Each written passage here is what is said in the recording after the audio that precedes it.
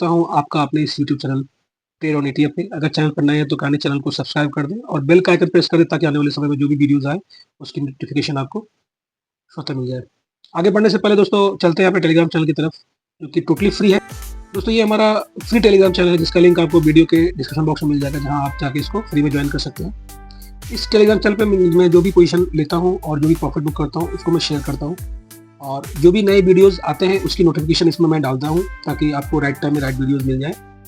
इसके अलावा market our में जो भी स्ट्रेटजी से मैं काम करता हूँ और जो भी मार्केट में हो रहा होता है उसकी इन्फॉर्मेशन मैं आपको टाइम टाइम देता रहता हूँ। तो चैनल फ्री है दोस्तों, इसको आप फ्री में ज्वाइन कर सकते हैं दोस्तों। अपनी जर्नी को आगे बढ़ाते हुए दोस्तों हम आगे बढ़ रहे हैं, और आपको आज मैंने एक वीडियो डाला कि टॉप 10 ईटीएफ, उसका ये सेकंड पार्ट है दोस्तों। मैंने 5 ईटीएफ उसमें कवर किया और इस वीडियो में 5 ईटीएफ और कवर करने जा रहा हूँ। इसमें से 6 ईटीएफ हमारा निकल के आ रहा है आईसीआईसीआई B22।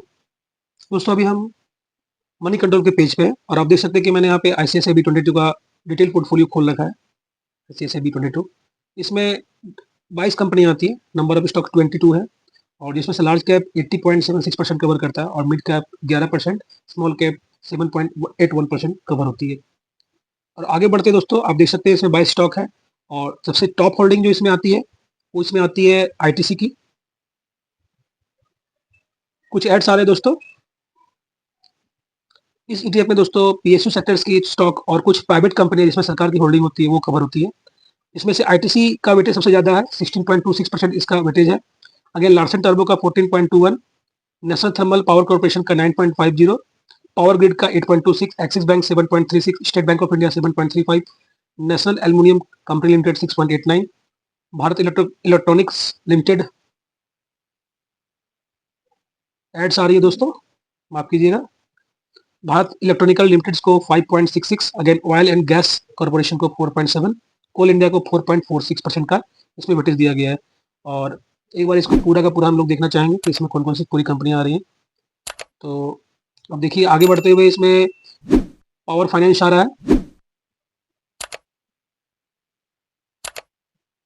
पावर फाइनेंस है दोस्तों, रूरल इलेक्ट्रिफिकेशन कंपनी है, एनएचपीसी है, बैंक ऑफ बड़ौदा है, एनबीसीसी है, इंडियन बैंक है, एसजीवीएन है, एनएलसी इंडिया लिमिटेड है, इंजीनियर्स इंडिया लिमिटेड है। तो ये सारी 22 कंपनी है दोस्तों।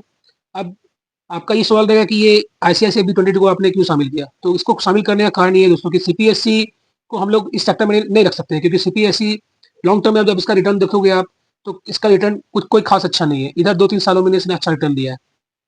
और रही बात आईसीआईसीआई B22 का, तो इसमें क्या है कि आपको कुछ ऐसी कंपनियां हैं जिसमें सरकार की होल्डिंग है और प्राइवेट सेक्टर उसको होल्ड कर रहे हैं। कुछ शेयर उससे सरकार की है, गवर्नमेंट की है, और कुछ उसके प्राइवेट है। तो उसमें क्या परफॉर्मेंस अच्छा है और इसने लॉन्ग टर्म में एक अच्छा बेनिफिट हमें दिया है, इसलिए हम आईसीआईसीआई B22 को हम लोगों ने शामिल किया है इसमें। जैसे कि ग्राफ में आप देख रहे हैं दोस्तों कि आईसीआईसीआई B22 ने 6 महीने में एक नेगेटिव रिटर्न जनरेट किया है, और जैसे इसके 1 ईयर में आते हैं तो आप देख सकते हैं कि इसने 21% का रिटर्न इसने बना के हमें दिया है। और जब इसके 5 ईयर्स में आते हैं तो आप देख सकते हैं कि इसने 216.53% का रिटर्न दिया, और मैक्स में आने के बाद ये करीबन 195.35% का इसने रिटर्न दिया है। तो पिछले कुछ समय से इसने काफी अच्छा परफॉर्म किया है, और जो कि टाइम हमारा अगर इसको हम लोग कैलकुलेट करते हैं टाइम, तो ये टाइम आ रहा है 24 जुलाई 2020 के बाद से इसने बहुत ही अच्छा रिटर्न जनरेट करके दिया है दोस्तों। आप देख सकते हैं इस बीच में इसने 351.69% का इसने रिटर्न जनरेट किया है, 350% का, और वो भी काफी कम समय अंतराल पे, मात्र 4 साल के अप्रोक्स इसमें इसने इतना अच्छा रिटर्न जनरेट करके दिया है।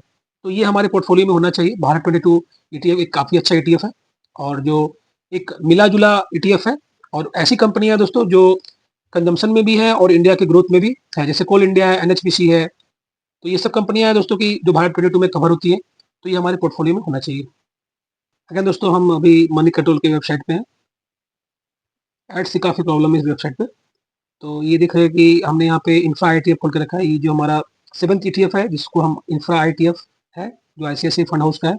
आप देख सकते हैं कि इसमें 30 कंपनियां आती हैं, और 30 कंपनियों में लार्ज कैप इसमें 87.28, मिड कैप 11.89, स्मॉल कैप इसमें है ही नहीं, और अदर्स में 0.77 है। नंबर ऑफ स्टॉक्स 30 है। और जब इसके होल्डिंग्स पे आते हैं तो कुछ इसके टॉप जो होल्डिंग्स हैं वो रिलायंस इंडस्ट्रीज का है, जो कि 19.5 का इसने होल्डिंग रखता है दोस्तों। एड्स काफ़ी परेशान करती हैं। रिलायंस की सबसे ज़्यादा होल्डिंग है 19.05, अगेन लार्सन टोब्रो का 13.72, भारतीय एयरटेल का 13.64, नेशनल थर्मल कॉर्पोरेशन का 5.39, पावर ग्रिड कॉर्पोरेशन का 4.67, अगेन अल्ट्राटेक सीमेंट का है 4% का, oil and natural gas corporation का 3.12 का है, Grasim industries 3.03, Adani port and special economic zone का आपका 2.74 का है, इंटरग्लोब एविएशन 2.37। तो ये सारी कंपनियां दोस्तों जो भारत के इंफ्रा के ग्रोथ में, इंफ्रास्ट्रक्चर को बनाने में ये कंपनियां शामिल हैं। तो इंडिया एक उभरता हुआ देश है और इसकी ग्रोथ अभी कुछ भी नहीं है दोस्तों।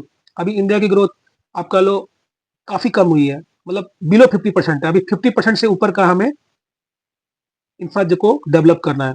और ये कंपनियां जो है दोस्तों काफी, जैसे रिलायंस है, ये आपको पता ही है, ऑयल गैस और सभी तरह के चीजों में ये शामिल है, लार्सन टर्बो कंस्ट्रक्शन में शामिल है। भारतीय एयरटेल, बिना टेलीकम्युनिकेशन का इंडिया आगे बढ़ ही नहीं सकता है, बिना पावर के इंडिया आगे बढ़ नहीं सकता है। तो ये सारी कंपनियां दोस्तों जो कि इंफ्रा आईटी में शामिल है और इसने लंबे समय में काफी अच्छा रिटर्न बना के दिया है। एक बार हम आते हैं इसके ग्राफ पे और आप देख सकते हैं कि 1 ईयर में इसने क्या रिटर्न दिया है। तो 1 ईयर में अप्रोक्स 18.79% का रिटर्न दिया है, जबकि ये टॉप से अप्रोक्स, अभी देखो आप, टॉप से ये कितना गिर गया है, 11.5% ये टॉप से गिर चुका है दोस्तों। लेकिन जैसे 5 ईयर्स में आते हैं हम, तो देख सकते हैं कि 67.66% का इसने रिटर्न दिया है। लेकिन असली जो इसका ग्रोथ स्टार्ट हुआ है, रिटर्न स्टार्ट हुआ है, आप देख सकते हैं कि अक्टूबर 23 से इसका अच्छा रनअप चला है और उस समय से इसने करीबन 38% का रिटर्न, 41% का रिटर्न इसने दिया है। तो ये जो कम टाइम पीरियड में इसने काफी रिटर्न दिया है, क्योंकि अभी हमारा फोकस जो है इंफ्रास्ट्रक्चर को डेवलप करने पे है। जितने भी मंदिर हैं, बिल्डिंग्स हैं, पुल्स हैं, रेलवेज है, एयरपोर्ट है, ये सभी इंफ्रा के अंतर्गत आती हैं। पावर ग्रिड है, नदियों को जोड़ना है, इलेक्ट्रिसिटी की डिमांड को पूरी करनी है, तो ये सारे हमारे इंफ्रा के अंदर आती है। तो ये सब कंपनियों में और इंफ्रा में काफी अच्छा हमारा स्कोप है, तो इस पे हमें निवेशित होकर चलना है दोस्तों, इंफ्रा ईटीएफ पे। अब बारी आती है दोस्तों 8th ईटीएफ की, जो कि मून 100 है। तो यूएस से अच्छा निवेश हमें कहाँ मिलेगा, जो कि यूएस यूएस जो एक ऐसी कंपनी है, एक ऐसा देश है दोस्तों, जो अपने ग्रोथ की तरफ अपने दुश्मन को भी वो, और दोस्त के साथ भी वो दुश्मनी कर ले अपने ग्रोथ के लिए। तो वो काफी अपने ग्रोथ के लिए सेंसिटिव कंट्री है US.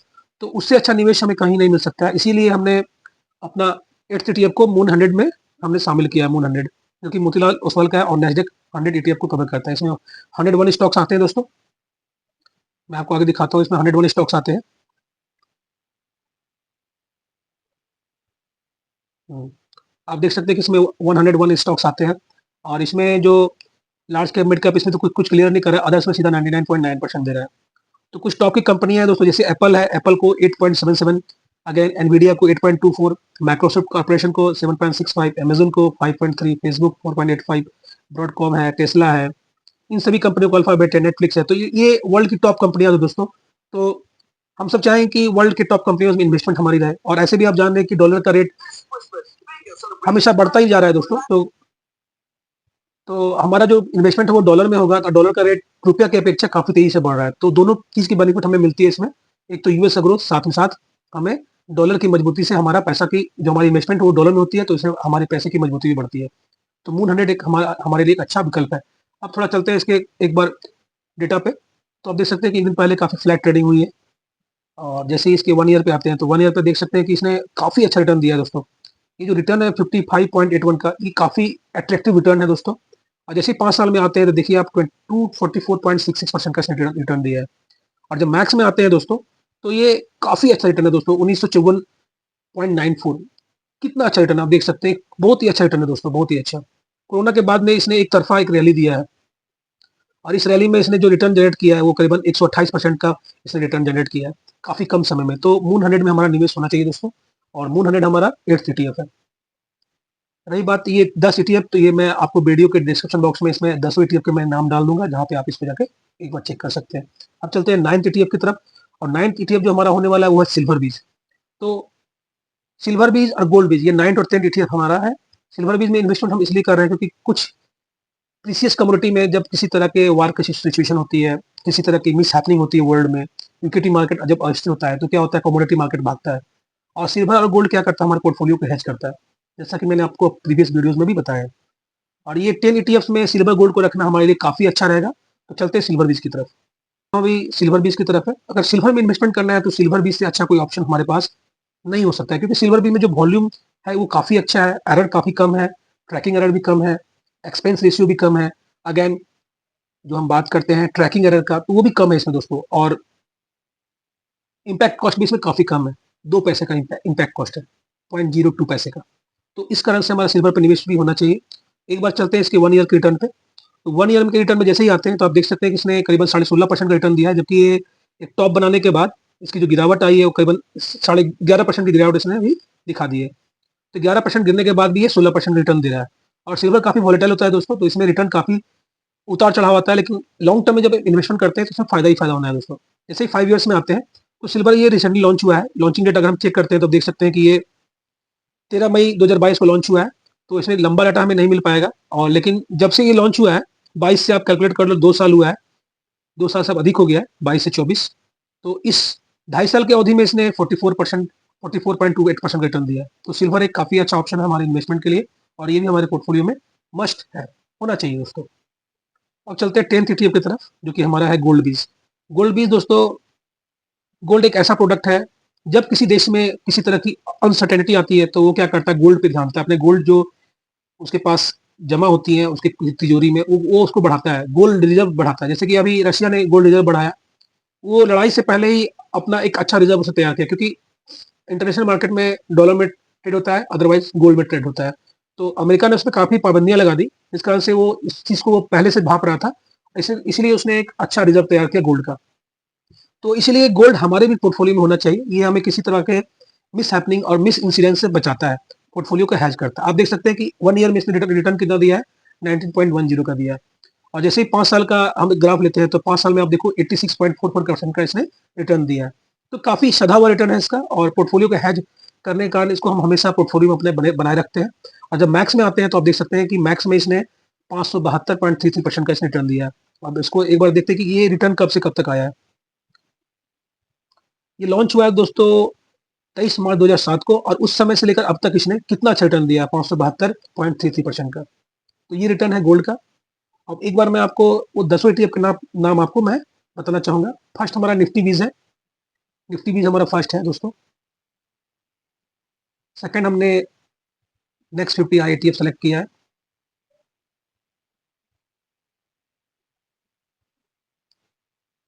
Next 50 I ETF. Third हमने सेलेक्ट किया था दोस्तों H D F C S M L 250। ये सेकंड हो गया, ये थर्ड हो गया, फर्स्ट हमारा निफ्टी बीज था।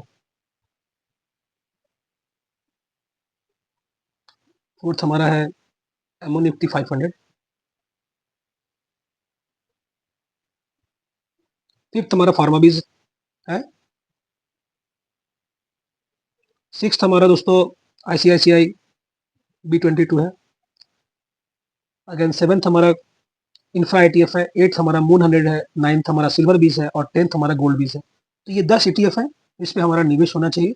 और ये फ्यूचर, चाहे वो 2024 हो, 2000 या फिर आने वाला समय 2025 हो, या फिर उसके आने वाला समय, ये 10 ईटीएफ दोस्तों ऐसा ईटीएफ है जो कि मल्टीपल सेक्टर्स को कवर करता है।